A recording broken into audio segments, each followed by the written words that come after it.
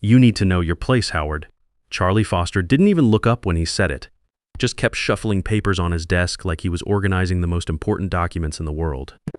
We were sitting in conference room 5B at CyberGuard Solutions, the one with the broken ventilation and that persistent smell of moldy carpet that never quite went away. I'm Howard Phillips, 51 years old, and I've been keeping this company's cybersecurity infrastructure running for 23 years. That Tuesday morning, I thought I was just going to another routine salary review. Turns out I was about to learn exactly what 23 years of loyalty was worth to them. Charlie slid a paper across the table. His watch caught the fluorescent light, expensive, probably cost more than my monthly mortgage payment. This outlines your updated compensation structure for the upcoming fiscal year. He said in that flat HR voice, they all perfect after years of delivering bad news. I looked down at the document. Senior Infrastructure Architect, 23-year service record, merit increase 3.2%. Below that, in smaller print like they hoped I wouldn't notice, compensation aligned with organizational equity standards. I'd seen that phrase before. Corporate speak for, we've decided what you're worth and arguing won't change our minds. 3.2%, I said quietly, correct. That falls within the standard range for senior technical staff. I leaned back in that uncomfortable chair. The Air Force taught me patience, how to stay calm under pressure. 6 years working on satellite communications for military bases gave me that discipline. You learn real quick when you're troubleshooting communication arrays at 2 a.m. during a training exercise that panic doesn't fix anything. Methodical problem solving does. But this wasn't equipment failure or coordinating emergency protocols. This was something different, something that felt like betrayal. What about Wesley? Charlie's pen stopped moving for just a second. Then he forced a smile that looked like it hurt. I'm not sure what you're asking. Wesley Thompson, the new director of security strategy. He started 8 months ago. The smile got tighter. I can't discuss another employee's compensation with you, Howard. You know that. He's making nearly double my salary, isn't he? Charlie set his pen down carefully, buying time. Wesley brings different qualifications to the organization. He has an MBA from a prestigious business school. He has strategic vision that aligns with executive objectives. Different qualifications? In the Air Force, when we were setting up secure satellite links for forward operating bases, qualifications meant you could do the job when lives depended on it. You either knew how to configure encrypted channels under enemy fire or you didn't. You could troubleshoot signal degradation during a sandstorm or you couldn't. There wasn't any MBA that taught you how to keep communication systems operational when people were shooting at the antenna towers. And I have 23 years of building every security system this company runs, I said evenly. I've personally stopped at least 30 major breaches that could have shut us down completely. I prevented the Russian ransomware attack in 2010 that took down half our competitors. I built the monitoring system that caught the North Korean hackers before they accessed classified data. I've saved this company millions in avoided downtime and regulatory penalties. But Wesley has an MBA, so that's worth twice as much. Different roles command different market rates, Charlie said, his voice getting that careful HR neutrality. Leadership positions are benchmarked differently than technical positions. Leadership positions. Wesley Thompson couldn't configure a router if his life depended on it, but he could make PowerPoint slides about synergistic security paradigms and leveraging cloud-native frameworks for optimal threat mitigation that apparently qualified as leadership in the new CyberGuard. So technical expertise is worth half of what a business degree is worth, even when that technical expertise is literally keeping the company secure. Howard, I understand you're frustrated. I'm not frustrated, I interrupted. I'm clarifying, because it sounds like you're telling me that someone with zero understanding of our security infrastructure, zero experience with our systems, and zero contribution to actually protecting anything is worth twice what I am. I just want to make sure I'm hearing that correctly. Charlie folded his hands on the table, professional, controlled, unmoved by logic or fairness.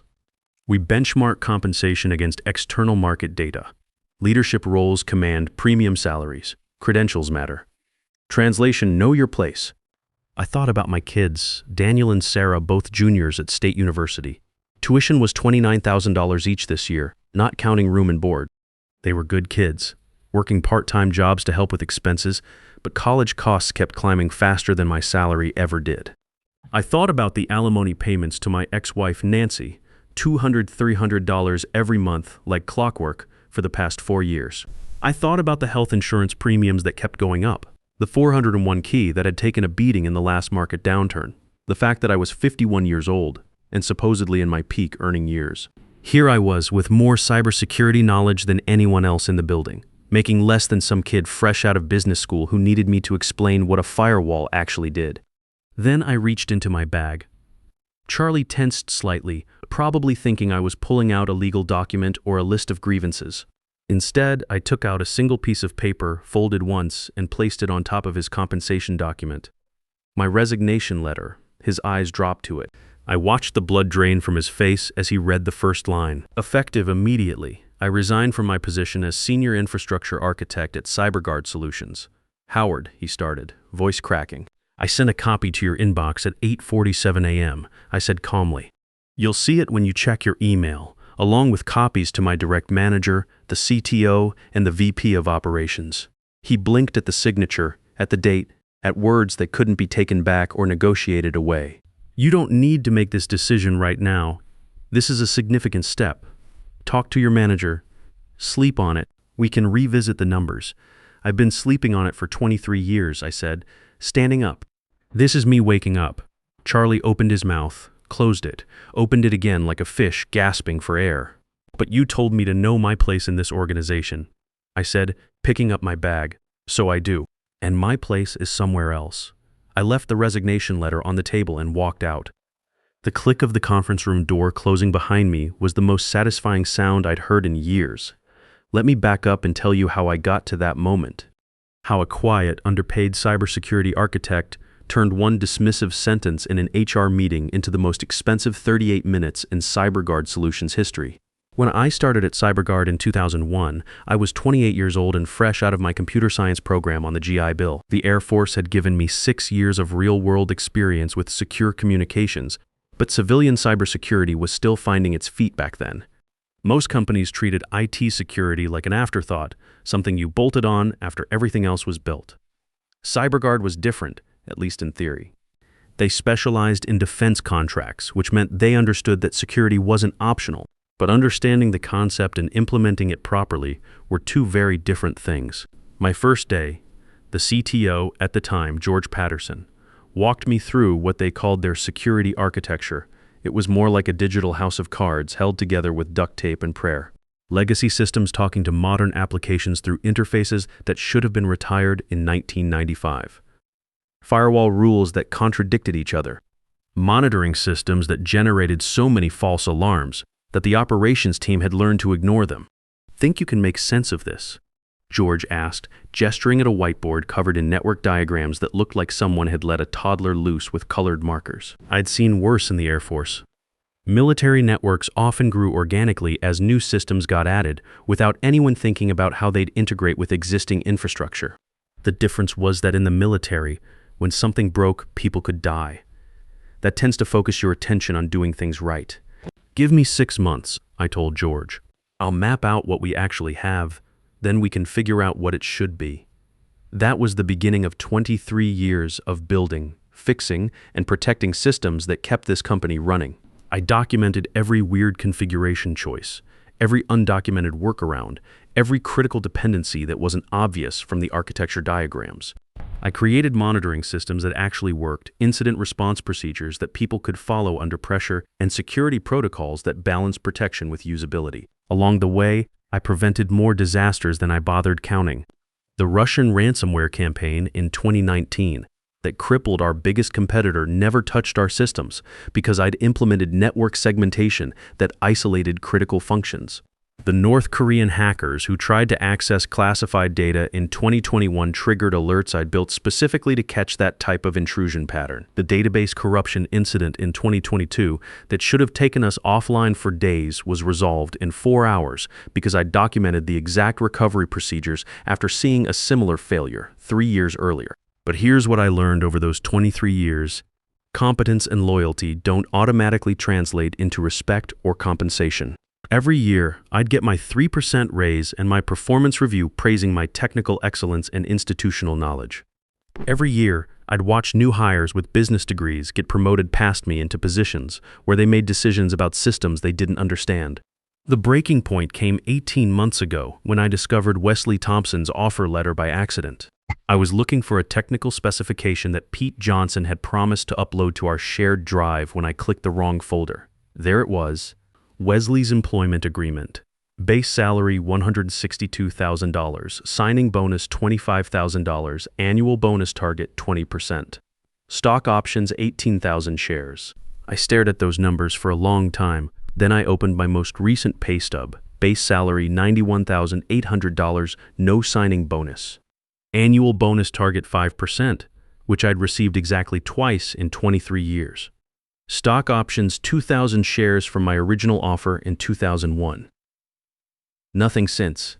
8 months at the company. Zero cybersecurity knowledge, zero systems saved from catastrophic failure.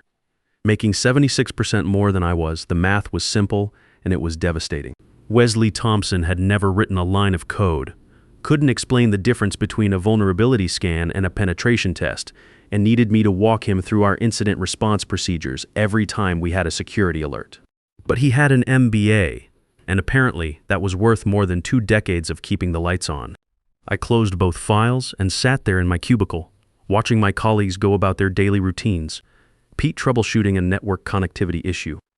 Susan analyzing logs from our intrusion detection system, Andrew reviewing firewall rules for compliance. All of them technical people who understood how things actually worked, all of them making less than Wesley Thompson. That evening, I went home to my empty apartment and did something I hadn't done in 7 years. I updated my resume. Really updated it. Not just the annual courtesy refresh for HR files that nobody ever read. I documented every major system I'd built, every crisis I'd prevented, every innovation I'd implemented that saved the company money or reduced risk. The list was longer than I expected. The intrusion detection system that caught the Chinese state-sponsored attack in 2018. The network segmentation project that prevented the ransomware outbreak from spreading in 2020. The encryption upgrade that kept us compliant when new federal requirements hit in 2022. The monitoring system overhaul that reduced false alarms by 87% while catching 23% more actual threats. I'd been so focused on doing the work that I'd never really cataloged what I'd accomplished. Looking at it all laid out, I realized I wasn't just another IT guy. I was the institutional memory of CyberGuard Solutions. I was the reason their systems worked. I sent my resume to 4 recruiters I'd been politely ignoring for years. Within 48 hours, my phone was ringing. Within 2 weeks, I had 5 serious offers. Within 3 weeks, I'd accepted 1. Principal security architect at TechShield Dynamics in Denver. $153,000 base salary, 20% bonus target, real stock options. And here's the thing that really got me during the interview process when I described some of the security challenges I'd solved at CyberGuard. The CTO actually took notes. He asked follow-up questions.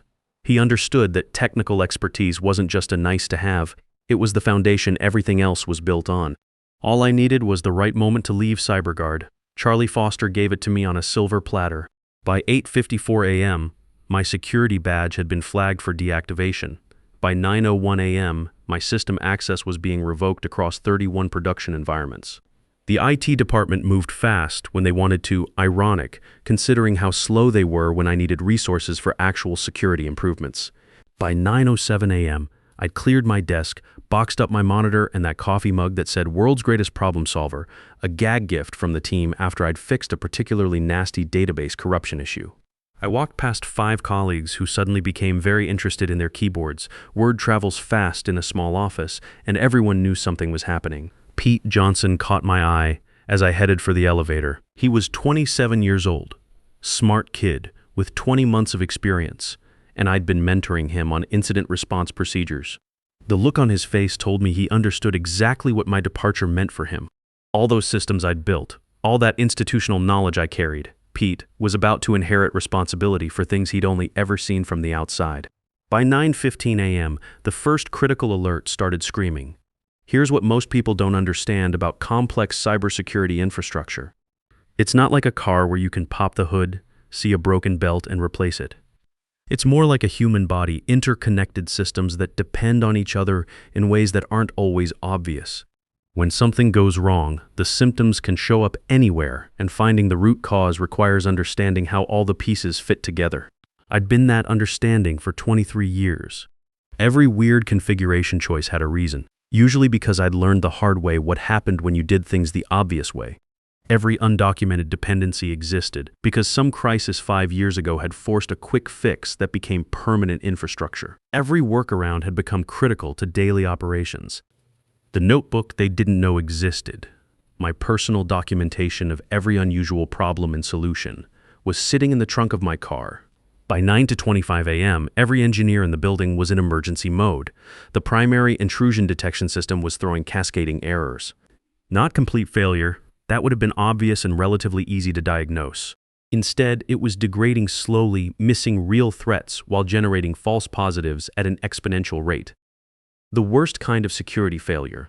You can't trust what it's telling you, but you can't turn it off because you'd be flying blind. Pete was on call, poor kid. He checked the runbook I'd written 4 years ago, but runbooks cover normal failure modes. What was happening was a database synchronization failure triggered by a specific combination of network load and data processing patterns. I'd seen it exactly once before, 16 months earlier during a particularly aggressive penetration test we'd run for one of our government clients.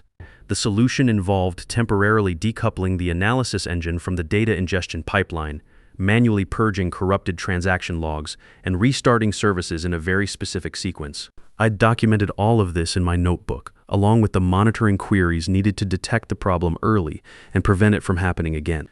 Pete escalated to Susan Wilson, our senior security analyst. Susan was good, smart, dedicated, 9 years of experience, but she'd never seen this particular failure mode. Nobody had except me. When I'd fixed it the first time, I'd done it quietly, added some monitoring to catch it early, and moved on to the next crisis. That's what you do when you're the only one who understands the systems well enough to keep them running. Susan did everything right. She opened multiple terminal sessions, examined log files, looked for patterns. She could see the symptoms, response times increasing, false positive rates climbing, threat detection accuracy dropping. But she couldn't see the cause. The error messages were generic database complaints that could mean anything. Without knowing the specific sequence of events that led to the corruption, troubleshooting was like trying to solve a jigsaw puzzle with half the pieces missing. At 1:22 a.m., Wesley Thompson walked into the operations center. I could picture him perfectly, pressed khakis, button-down shirt, that slight smile that said he was about to solve everything with business process optimization. Wesley had never seen a technical crisis he couldn't fix with a stakeholder alignment meeting. "Why is the dashboard red?" he asked. "We're investigating a performance issue with the intrusion detection system," Susan replied, not looking up from her screens. "Investigating doesn't help our government contracts. Can't you just restart it?" I could almost hear Susan's mental scream through the phone when someone later told me about this conversation. In cybersecurity, just restart it is like a surgeon saying just cut it out without knowing what it is. You can make things much worse very quickly. "We need to identify the root cause first," Susan said, maintaining professional composure. "If we restart without understanding the problem, we could lose critical log data or trigger a cascade failure in dependent systems. How long will that take? I don't know." "This isn't a standard failure mode." Wesley pulled out his phone. "I'm calling Ronald." Ronald Garcia, our CEO, arrived 9 minutes later. I knew him well enough to predict his reaction. The carefully controlled expression that meant he was calculating political damage. The way he'd scan the room to identify who he could blame if this became a public relations problem. Ronald was the kind of executive who understood that cybersecurity was important without having any idea what it actually involved. "Where's Howard?" he asked. The question I'd been waiting for. "He resigned this morning," Wesley said, "over a compensation issue." I would have paid money to see Ronald's face in that moment. 23 years of preventing exactly this kind of disaster. And they'd let me walk out the door over what amounted to pocket change for a company with $180 million in annual revenue. "You let him walk today?" "I didn't let him do anything," Wesley said defensively. "He made an irrational decision."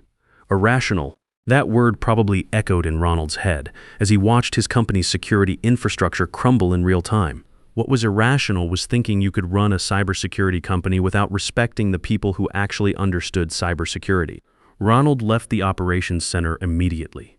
I know because at exactly 9:25 a.m. minus 38 minutes, after I'd placed that resignation letter on Charlie's desk, Ronald Garcia was standing outside my apartment building, knocking on my door like someone whose entire world was falling apart.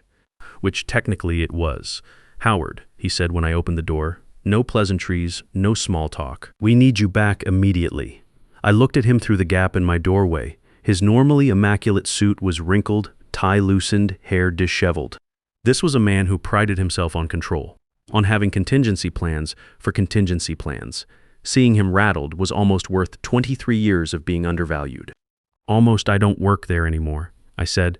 "I know, but our defense contract systems are completely down. The NSA is asking questions. We can't process any classified data. Nobody can figure out why." "That sounds like your problem, not mine." His jaw clenched. "Howard, please, just for today. We'll pay you. Consulting rate, whatever you want." I shook my head slowly. "No, why not? Because 38 minutes ago, your company made it very clear what I'm worth to them. So now you get to learn what your systems are worth without me." I closed the door and turned the deadbolt. Ronald knocked 4 more times, each series more desperate than the last. Through the peephole, I watched him pace in the hallway, phone pressed to his ear, probably coordinating damage control. Then I heard his footsteps retreating toward the elevator, back to a crisis that was getting worse by the minute. I made myself a cup of coffee and sat down to fill out onboarding paperwork for TechShield Dynamics. My phone buzzed constantly, text messages, missed calls, Slack notifications from an emergency incident channel someone had added me to, despite my access being revoked. I ignored all of it.